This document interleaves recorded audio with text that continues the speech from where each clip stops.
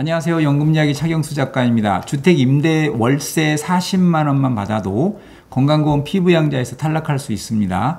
국민연금에는 50%만 건보료 부과하지만 임대소득에는 100% 몽땅 부과합니다. 금융소득은 1,000만 원을 초과해야 건보료 부과하지만 주택 임대소득은 10,000원만 소득으로 잡혀도 건보료 부과합니다. 주택 임대 수입에 건보료가 얼마나 나오는지, 건보료 줄이려면 어떻게 해야 하는지 알아보겠습니다.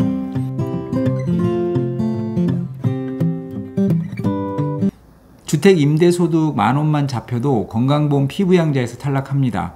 사업자 등록하지 않은 프리랜서 같은 사람은 사업소득 연 500만 원까지는 피부양자 등록이 가능하지만 주택 임대소득은 10,000원이라도 소득에 잡히면 사업자 등록 여부와 관계없이 피부양자에서 탈락합니다.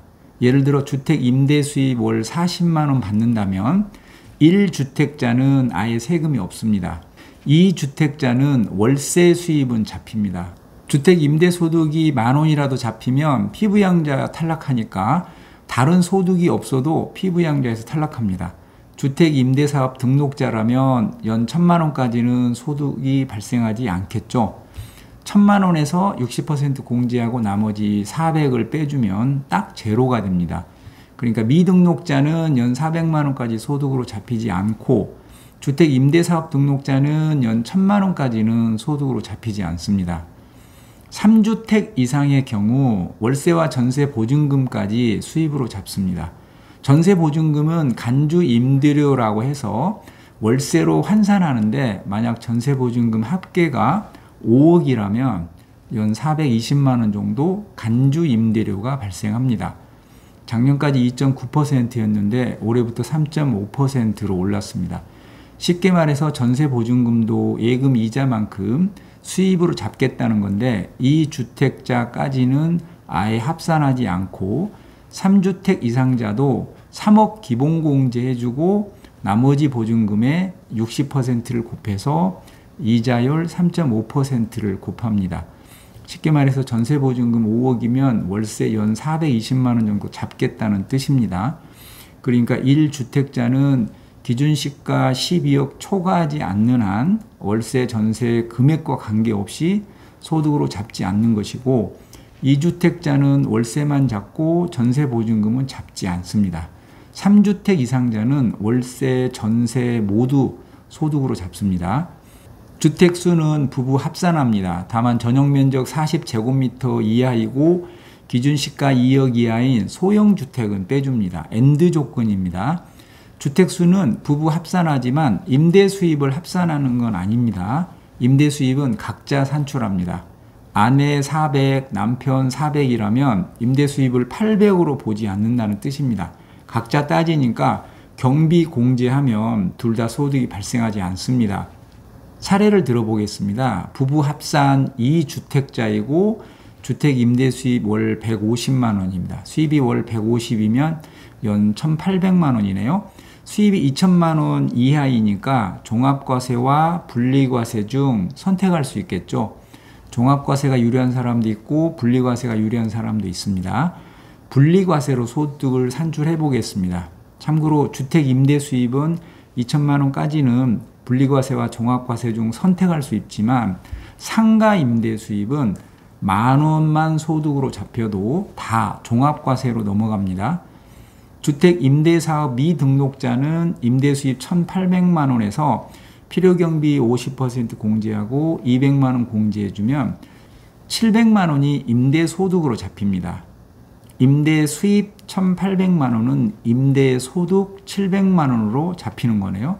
지역가입자라면 연 56만 원 정도 건보료 부과되겠네요. 물론 직장가입자는 임대소득 700만 원 잡혀도 건보료에 영향 없습니다. 직장가입자는 직장에서 받는 보수 외 소득이 연 2,000만 원 이하는 건보료에 전혀 영향이 없습니다. 똑같은 임대 수입이 발생해도 직장가입자는 건보료 안 내고 지역가입자는 건보료 내는 것입니다. 만약 이분이 임대사업 등록자라면 1,800만 원에서 필요경비 60%를 빼주면 720만 원이 남고 거기서 다시 기본공제 400만 원을 빼주면 임대소득으로 잡히는 게 320만 원입니다. 그런데 무조건 기본경비 200만 원과 400만 원을 다 빼주는 건 아닙니다. 임대 수입 외에 다른 종합소득이 2천만 원을 초과하면 기본 경비는 빼주지 않습니다. 종합소득이 연 2천만 원을 초과하게 되면 필요 경비만 50% 빼주기 때문에 임대 수입이 1,800만 원이라면 900만 원이 소득으로 잡힙니다. 예를 들어 주택임대사업 미등록자이고 지역가입자인데 금융소득이 2천만 원 초과했다면 월세 150만 원 받으면 필요 경비 50%만 빼주고 기본공제는 안 빼줍니다. 이 경우 월세 150만 원 받는다면 세금이 139만 원 정도 나오고 건보료가 72만 원 나옵니다. 기본공제 못 받는 사람이 월세 150만 원 받으면 세금과 건보료로 연간 210만 원 정도 나오네요. 두 번째 사례입니다. 3주택자이고 주택임대수입 월 150만 원에 임대보증금 합계가 5억이라고 가정하겠습니다. 월세 150이면 연 1,800만 원이네요. 임대보증금 5억이면 간주 임대료가 420만 원입니다. 보증금에서 3억을 공제한 다음 60%의 이자율 3.5%를 곱한 겁니다. 월세 1,800만 원하고 간주 임대료 420만 원을 합하니까 임대수입이 2,220만 원이네요. 임대수입 2천만 원 초과했으니까 분리과세가 안 되고 종합과세로 넘어가겠죠. 수입에서 경비를 빼야 소득이 나오는데 직전 과세기간 수입금액이 2,400만 원 미만이라면 단순 경비율을 적용합니다. 부동산 임대업은 올해 수입이 2,500만 원 미만이고 직전 과세기간 수입이 2,400만 원 미만이면 단순 경비율을 적용합니다. 엔드 조건입니다. 기준시가 12억 이하 일반 주택 임대의 경우 단순 경비율이 42.6%입니다. 임대 수입 2,220만 원에서 단순 경비율 42.6%를 공제해 주니까 약 1,274만 원 정도가 임대 소득으로 잡히네요. 8% 곱하면 연 102만 원 정도 건보료 나옵니다. 임대소득 1,274만 원에 건보료 월 8만 5천 원 정도 나옵니다. 사례 3번입니다. 똑같은 임대수입 2,220만 원인데 직전 연도 임대수입이 2,500만 원이었다면 건보료 얼마나 나올까요? 직전 연도 임대수입이 2,400만 원 이상이니까 단순경비를 적용을 못하겠죠. 일반 주택 기준 경비율은 17.2%입니다. 단순 경비율은 42.6%였는데 기준 경비율은 17.2%입니다. 세금 차이가 많이 나겠죠. 만약 다른 경비를 뺄 게 없다면 17.2%만 빼고 나머지는 소득으로 잡습니다. 사례 2번에서 임대 수입이 2,220만 원이었으니까 기준 경비율 17.2%를 빼주면 1,838만 원이 임대 소득으로 잡힙니다.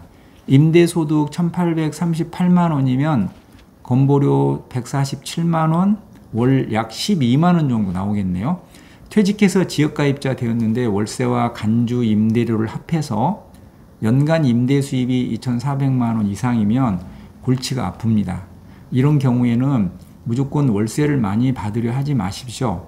간주 임대료 포함 수입이 2,400만 원 초과할 것 같으면 월세를 줄이는 것도 고민해 보십시오. 보증금은 3억까지는 아예 수입으로 잡히지 않으니까 월세를 줄이고 보증금을 올려서 ISA 계좌에서 굴리는 게 유리한지 따져보시라는 겁니다. 정리하면 1주택자는 월세나 전세 보증금에 건보료 세금 부과하지 않는다. 2주택자는 월세만 부과한다. 3주택자는 월세와 전세 보증금에 모두 건보료 부과한다. 여기서 소형주택은 주택수에서 빼주고 주택수는 부부 합산한다. 주택수는 부부 합산하지만 임대수입은 각각 계상한다. 주택 임대수입 연 2천만 원 이하는 분리과세나 종합과세 중 선택할 수 있다. 상가 임대소득은 만 원만 잡혀도 종합과세한다. 분리과세 시 수입에서 필요경비 50% 뺀 다음 기본 경비 200만 원 빼준다. 주택 임대사업 등록자는 필요 경비 60% 빼주고 기본 경비 400만 원 빼준다. 그런데 임대소득에 다른 종합소득이 2천만 원 초과하면 기본 경비 안 빼준다. 이렇게 경비 제외하고 만 원이라도 소득으로 잡히면 피부양자에서 탈락한다. 수입에서 경비 뺀 소득의 약 8% 곱하면 연간 내야 할 건보료다. 작년 임대소득에 대해 올해 11월부터 내년 10월까지 건보료가 나온다. 임대 수입이 2천만 원 초과하면 종합과세로 넘어간다. 단순 경비율 적용 대상자는 42.6%를 공제해 준다. 하지만 직전 연도 임대 수입이 2,400만 원 이상이면 17.2% 기준 경비율 공제 대상이다. 기준 경비율 적용자가 비용 뺄 게 없으면 소득으로 많이 잡힌다. 주택을 보유함에 따라 재산세 내고 주택에 재산 건보료 부과하고 거기서 나오는 임대소득에 대해서 소득세 내고 세금 내기 전 임대소득에 건보료 부과합니다. 주택 임대하시면 재산세, 소득세, 재산 건보료, 소득 건보료 냅니다. 은퇴 후에는 가급적 자산을 금융자산화하는 게 좋습니다. 금융자산은 세금과 건보료 아지트인 연금계좌로 밀어 넣어야 하고요. 그리고 연금계좌에서 월배당 ETF에 넣어놓고 편하게 노후를 즐기십시오. 좋은 정보로 또 찾아뵙겠습니다. 연금이야기 차경수 작가였습니다.